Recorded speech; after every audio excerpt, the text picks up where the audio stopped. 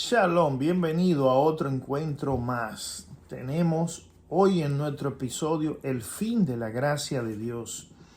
¿Cuándo es el fin de la gracia de Dios? Tenemos esta presentación, tenemos ya evidencia de la fecha cuando se acaba la gracia de Dios y también tenemos dos grupos que permanecen hasta el fin de los tiempos y de la gracia de Dios.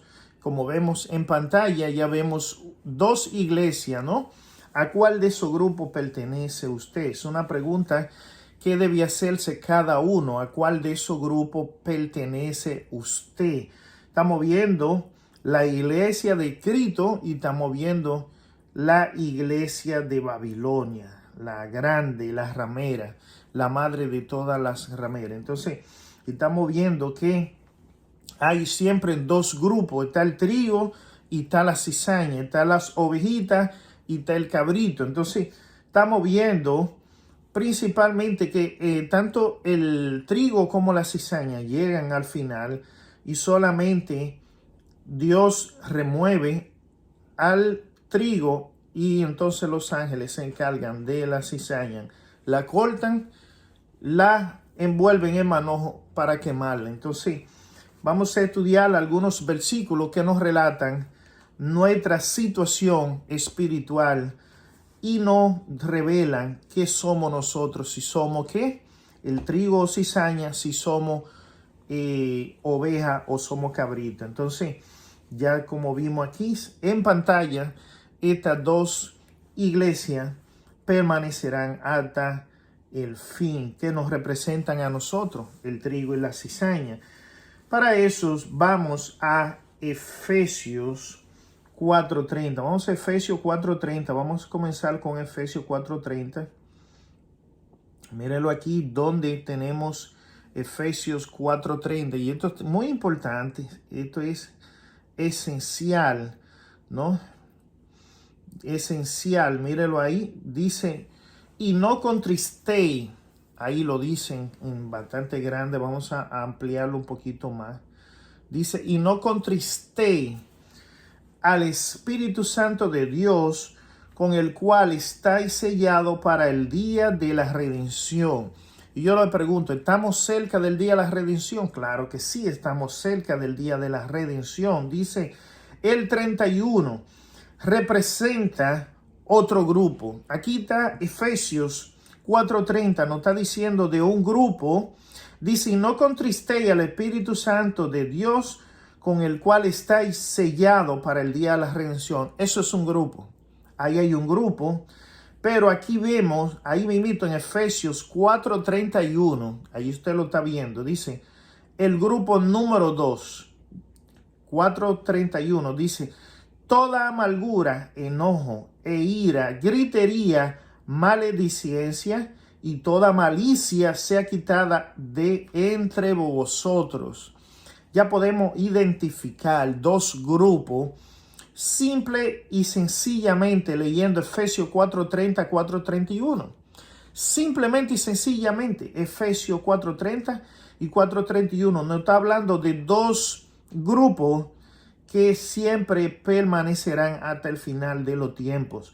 Y esos dos grupos, la cita que corresponde del espíritu de la profecía con esos dos grupos, nos da discernimiento de cuándo será el tiempo que se acabará la gracia de Dios. Es muy importante que usted escuche esto, lo tome en cuenta y usted lo analice. Y usted analice su vida espiritual para que usted se dé cuenta en cuál de esos dos grupos está usted. No se lo voy a decir yo, sino se lo van a decir la palabra de Dios. Dice también, aquí el 32 dice, sed benigno uno con otro, misericordioso, perdonándoos unos a otros, como también Dios en Cristo os perdonó. No está dando como una certeza de cómo nosotros debemos ser y ser benigno uno con otro, misericordioso, o sea, tener misericordia porque los otros pueden cometer errores. Dice perdonando, hay muchos que no quieren perdonar, eso es horrible. Unos a otros, como también Dios en Cristo os perdonó. Entonces, Dice abajo, sé pues que es seguidores de Dios como hijo amado. Entonces los seguidores de Dios como hijo amado son que benignos uno con otro, misericordiosos, perdonadores y unos a otros, como también Dios en Cristo os perdonó. Entonces dice aquí también el 29, ninguna palabra corrompida salga de vuestra boca, sino la que sea buena y sirva para edificar, para que dé gracia a los oyentes. ¿Están escuchando? Eso es maravilloso. Yo siempre he escuchado a algunos predicadores decir que la palabra de Dios es muy difícil, muy dura. No, hermano, cuando decimos eso, corrompemos la armonía del Espíritu Santo, corrompemos ese enfoque que debemos de tener con el Espíritu Santo, porque fíjese lo que está sucediendo.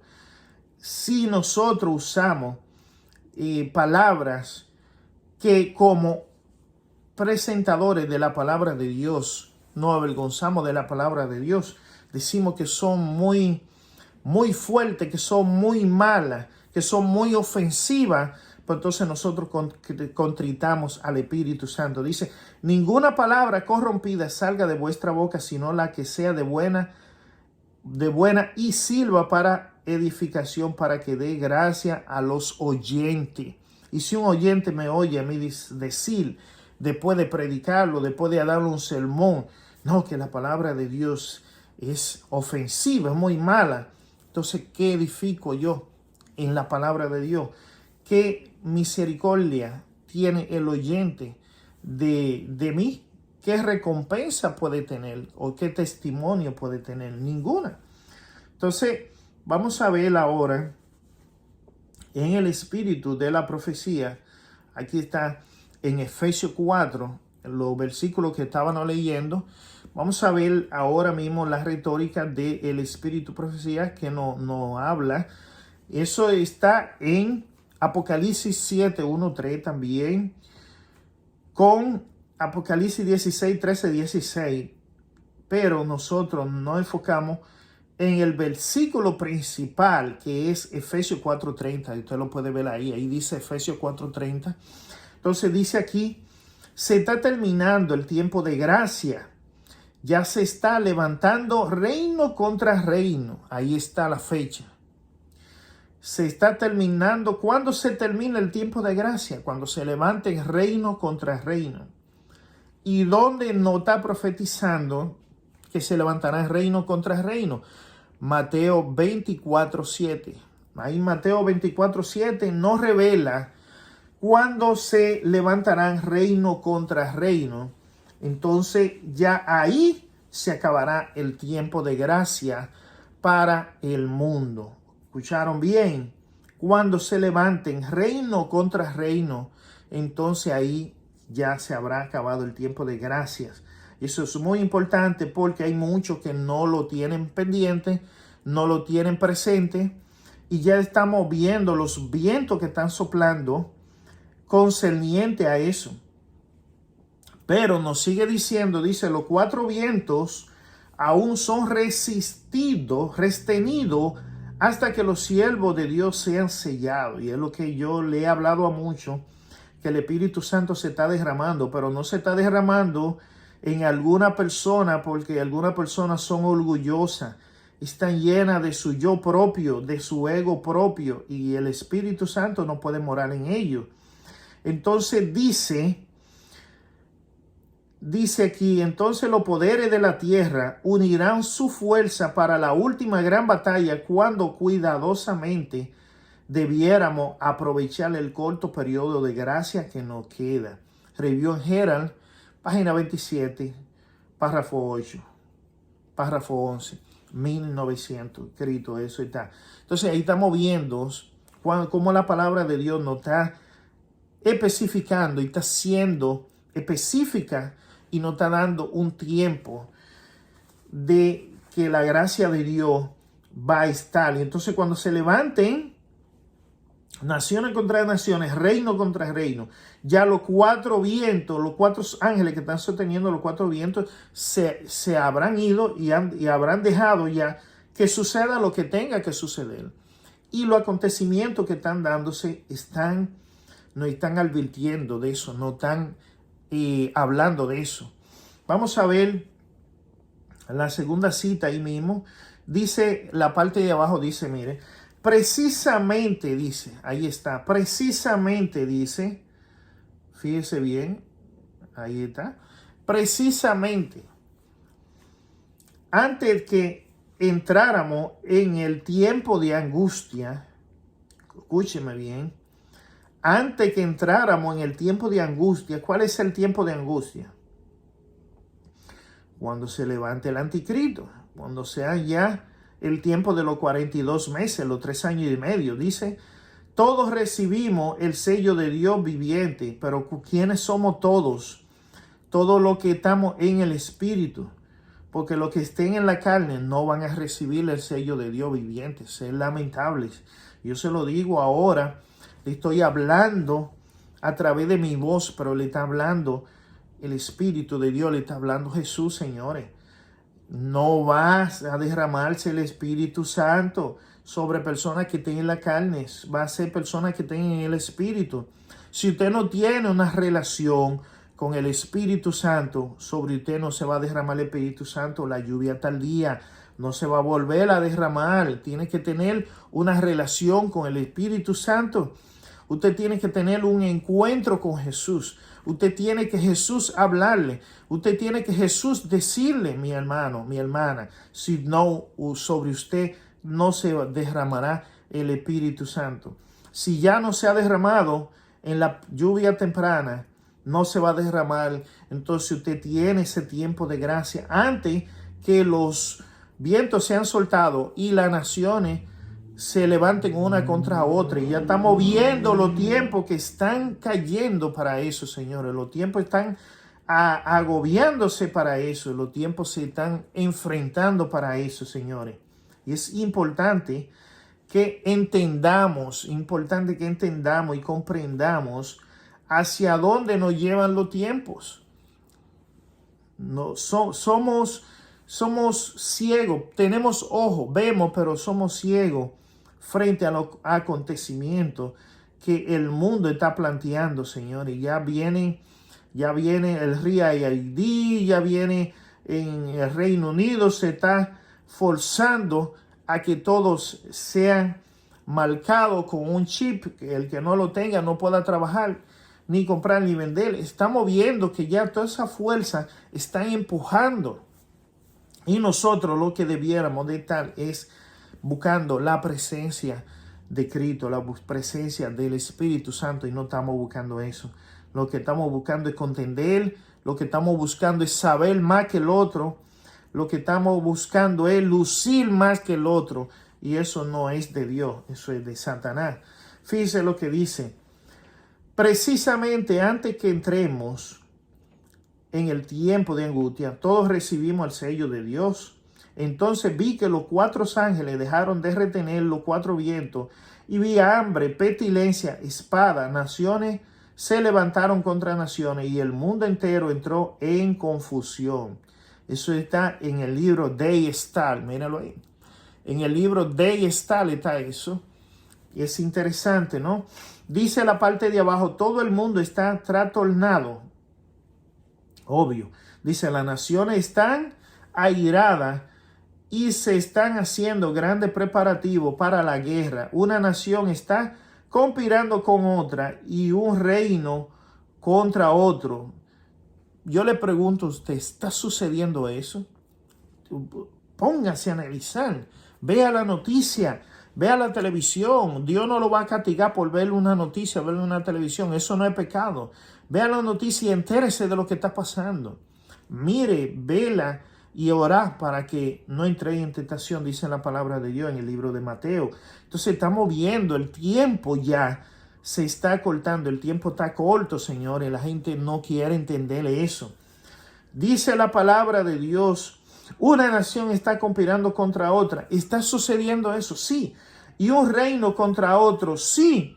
Está sucediendo todo eso. Dice, se apresurará grandemente el gran día, pero aunque las naciones estén reuniendo su fuerza para la guerra y el derramamiento de sangre, aún sigue en vigencia la orden dada a los ángeles que retengan los cuatro vientos hasta que los siervos de Dios sean sellados en su frente. Ahí está. Hasta que los siervos de Dios. ¿Quiénes son los siervos de Dios? Aquellos que escudriñan a diario a través del Espíritu Santo. Aquellos que tienen una relación con Jesús. Usted no me venga a decir que usted es siervo de Dios porque usted vaya un sábado a la iglesia, porque usted vaya un domingo a la iglesia. No, mi Señor. El siervo de Dios es aquel que tiene una relación íntima con Jesús, una relación íntima con Dios. Que Dios te hable, que tú le hables, así como le hablaba Job a Dios. Entonces, estamos viendo acontecimientos, señores, que se están dando, que están a la premier de nuestros ojos, de nuestra vida. En todo lugar tenemos televisión, tenemos teléfono, tenemos conexiones por donde quiera. No estamos ciegos, estamos a la vista. Fíjese lo que sigue aquí. Fíjense lo que dice aquí. Dice, Primera de Corintios. Vamos allá, Primera de Corintios, capítulo 3, del 1 al 3. Dice, fíjense lo que dice ahí. Primera de Corintios. De manera que yo, hermano, no pueda hablaros como a espirituales. Ahí lo ve. De manera que yo, hermano, no pueda hablarle. Yo lo voy a hablar, o no me gusta hablarle en esos términos, porque yo no soy español, ni soy griego. No puedo hablarle como a espiritual, sino como a carnal, como a niño en Cristo. Eso es lo que está sucediendo. Hay muchos niños en Cristo, muchos carnales. O di a beber leche, dice la palabra, y no carne, porque aún no podéis digerirla, ni aún ahora podéis, dice la palabra de Pablo. Ese es el comentario de Pablo. En aquellos tiempos, aquellas iglesias y la de ahora están mucho peor, están igualito o peor en la condición de que estaban aquellas 7 iglesias en la cual Pablo se le dirigió. Entonces, fíjese lo que sigue diciendo. Dice aquí, porque aún soy carnales. Wow, eso está fuerte. Eso está fuerte. ¿Qué significa que Pablo le diga que aún ellos eran carnales? O sea, que a ellos aún no habían conocido a Cristo. Eso es lo que Pablo le está diciendo.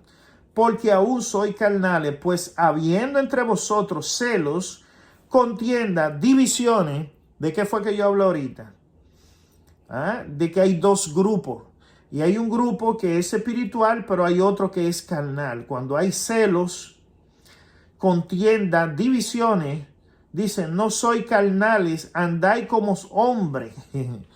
Dice él, ya ustedes no son carnales, ya ustedes andan como hombres.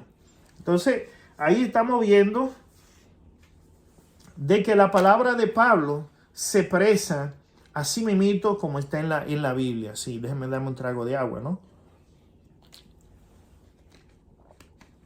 Dice él, pues, dice, ¿qué pues es Pablo? ¿Y qué es Apolo? Sino ministro, por lo cual habéis creído. Ministro. Pero Pablo dice aquí que había contienda. Entonces Pablo está moviendo un grupo aquí.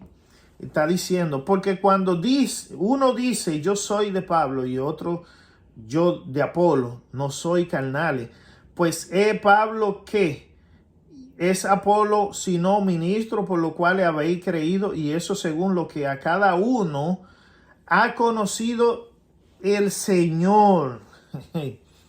Ay, mi madre, hay muchos que no entienden ese versículo. Tanto Pablo como Apolo eran maestros de la palabra de Dios, para que aquellos que recibían la enseñanza conociesen al Señor. No es que ellos iban a creer en Pablo, no es que ellos iban a creer en Apolo, sino que ellos iban a conocer al Señor. Así mismo están hoy. Un grupo se va atrás de un pastor por aquí, un grupo se va de otro pastor, un grupo... No, tienen divisiones. Y eso no es conocer al Señor. Andar detrás de un pastor, andar detrás de un anciano, andar atrás de un predicador, eso no es de Dios, eso es carnal. Eso es carnal. Entonces, dice que los que son de Cristo en el Espíritu vive. Dice Pablo, yo planté, Apolo regó, no, pero el crecimiento lo ha dado Dios. Exactamente, el crecimiento espiritual, el conocimiento espiritual, la relación espiritual lo ha dado Dios. No lo ha dado Pablo, no lo ha dado Apolo. Entonces, eso es lo que está pasando hoy en las iglesias, señores. Fíjense algo, vamos a leer algo aquí interesante. Muy interesante esta cita, no lo puedo dejar pasar. Y fíjense lo que dice aquí: poder para vencer día tras día. Eso es importante. Un poder para vencer día tras día. ¿Y cómo podemos vencer ese poder día tras día? Usted figúrese. ¿Cómo lo podemos vencer? Lo podemos vencer andando atrás de un anciano, andando atrás de un predicador, andando atrás de un pastor. No. Dice poder para vencer día tras día. Todo lo que quieran pueden ser vencedores. Esforcémonos fervientemente para alcanzar la norma puesta delante de nosotros. Dice, Cristo conoce nuestra debilidad. Cristo conoce nuestra debilidad. No el pastor, no el predicador, no el anciano, no el hermano. Muchos siguen el hermano, muchos siguen a hombres. Muchos se han desviado a seguir a grupos. De hecho, muchos están pensando y creyendo que el Espíritu Santo se va a derramar en un grupo, en una iglesia. No. El Espíritu Santo se va a derramar individualmente en aquellos que sean fieles, en aquellos que amen a Dios. El Espíritu Santo no se va a derramar en ninguna persona que no ame a Dios. Eso es así. Entonces, dice, Cristo conoce nuestra debilidad y a Él podemos ir diariamente. ¿Cómo dice? A Él podemos ir diariamente. No a hombre, no a Apolo, no a Pablo, sino a Cristo podemos ir diariamente. Dice, en busca de ayuda, no es necesario que ganemos fortaleza para un mes por adelantado. Debemos vencer día tras día.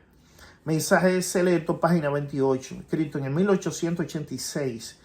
Y ahí mismo, eso se relaciona con Apocalipsis 12, 13 y 14.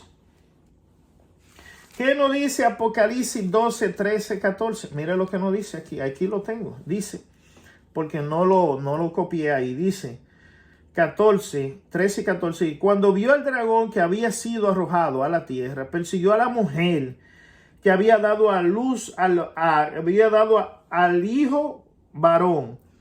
Yo le hago una pregunta. ¿Quién es que nos persigue? El dragón. A través de la bestia, a través del falso profeta. Entonces dice el 14, fueron dadas a la mujer 2 alas grandes de águila para que la presencia de la serpiente volase al desierto. Para que de la presencia de la serpiente volase al desierto, a su lugar donde fue sustentada por un tiempo y la mitad de un tiempo. Entonces estamos viendo, señores, que fíjese, Cristo, ¿de quién fue que buscó ayuda? De Dios, del Padre. Entonces nosotros, ¿de quién tenemos que buscar ayuda? ¿Sobre quién tenemos que nosotros decirle nuestra debilidad? ¿A quién nosotros tenemos que en secreto, en nuestra habitación, de rodillas, con los ojos cerrados, sin abrir la boca, en pensamiento, en espíritu, decirle a Cristo nuestra debilidad día tras día, día tras día?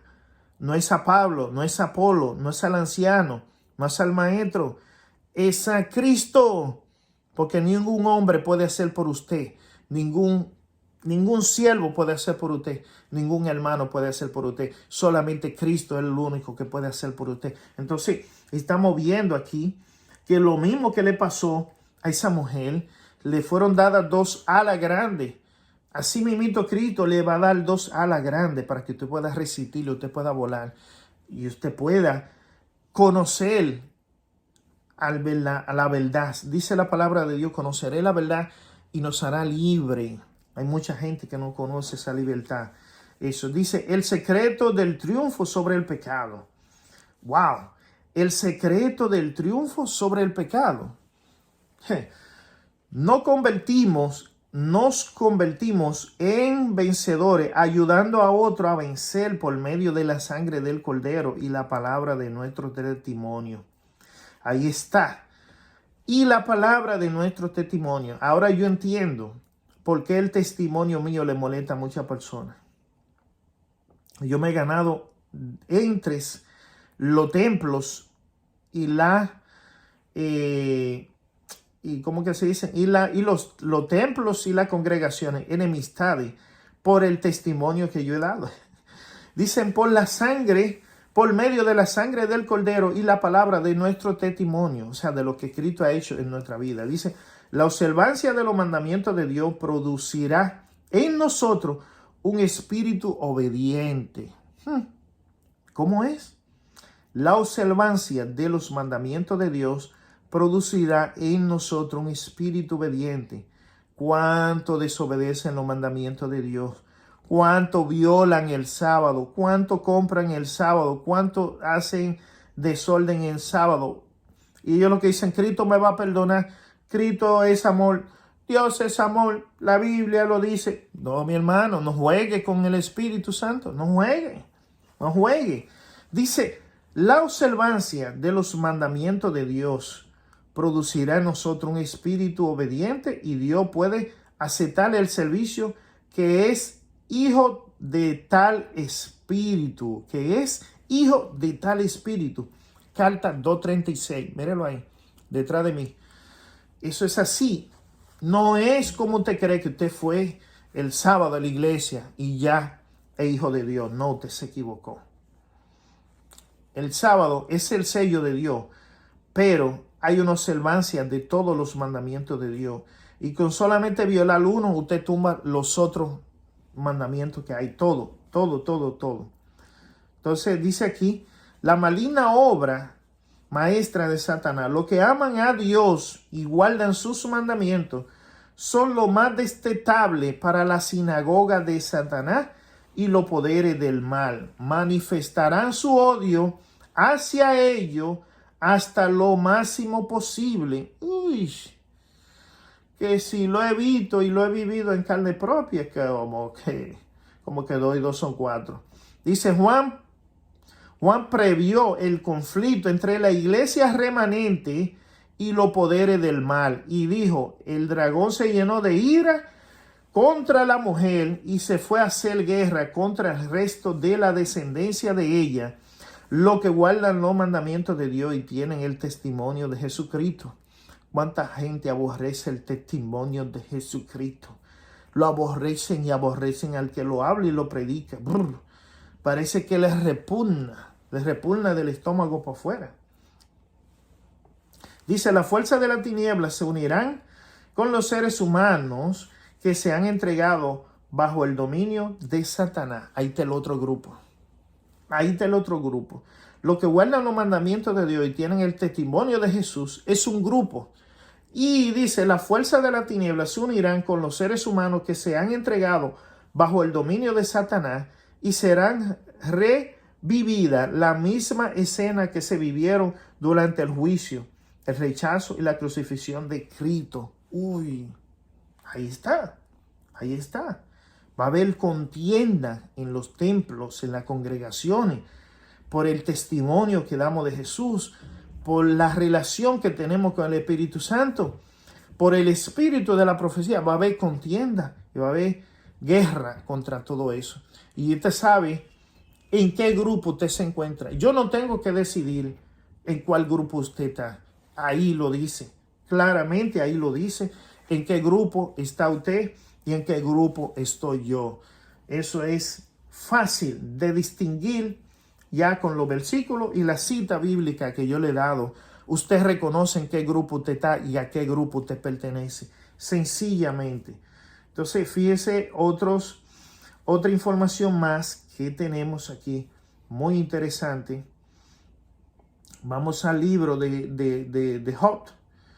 Vamos al libro de Job. Mire lo que le pasó a Job. Job era ¿cómo?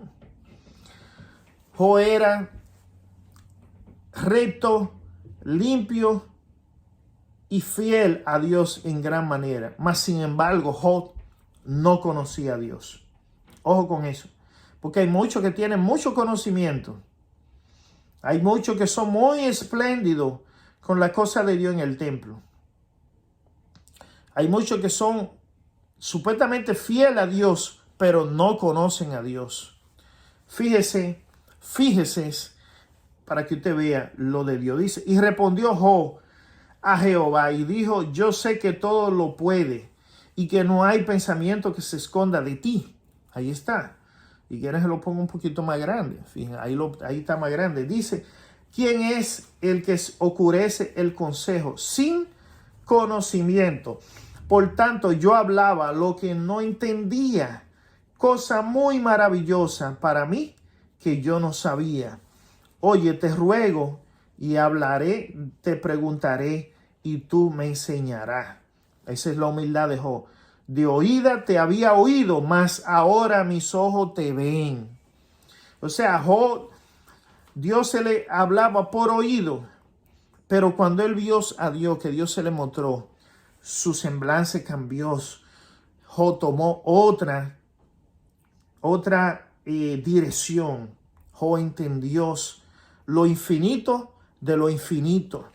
Y es así, cuando tú tienes un encuentro con la verdad que es Jesús, cuando tú tienes un encuentro con Jesús, tú conoces lo finito del infinito. Tú conoces la profundidad de la profundidad porque Él te la revela. Y eso fue lo que Dios les reveló. Por eso es que Job dice, de oída te había oído, mas ahora mis ojos te ven. Dice, por tanto me aborrezco y me arrepiento en polvo y ceniza. Pero ¿y por qué tenía Job que arrepentirse en polvo y ceniza si él no había pecado? Porque él juzgó a Dios de una forma que Dios no era. Él pensaba que Dios era de una forma y Dios era de otra. Ojo con eso.